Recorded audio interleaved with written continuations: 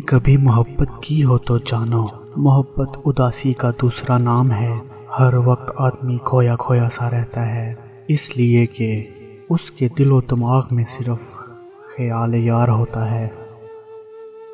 عشق ایک مرض ہے، اور مرض جب تک طول نہ پکڑے مرض نہیں ہوتا، محض ایک مذاق ہوتا ہے۔ عورت سے محبت کرنے کا پہلا مقصد یہ ہوتا ہے کہ وہ مرد کی ہو جائے۔ چنگاری کو شعلوں میں تبدیل کر دینا آسان ہے، مگر چنگاری پیدا کرنا بہت مشکل ہے۔ ہر شخص خواہ وہ بڑا ہو یا چھوٹا، اپنی زندگی میں کوئی نہ کوئی ایسی حرکت ضرور کرتا ہے جس پر وہ تمام عمر نادم رہتا ہے۔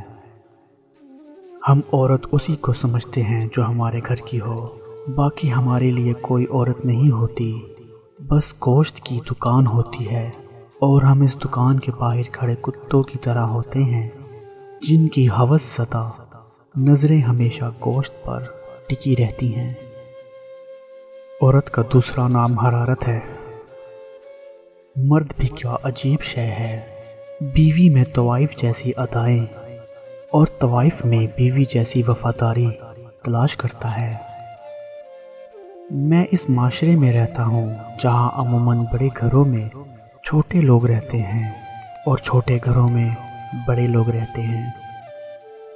جس طرح بعض بچے وقت سے پہلے پیدا ہوتے ہیں اور کمزور رہتے ہیں، اسی طرح وہ محبت بھی کمزور رہتی ہے جو وقت سے پہلے جنم لے۔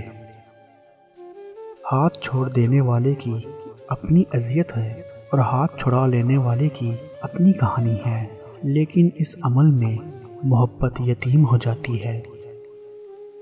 جو لوگ روحانی، ذہنی اور جسمانی لحاظ سے تندرست ہیں، اصل میں انہی کے لیے شاعر شعر کہتا ہے، افسانہ نگار افسانہ لکھتا ہے اور مصور تصویر بناتا ہے۔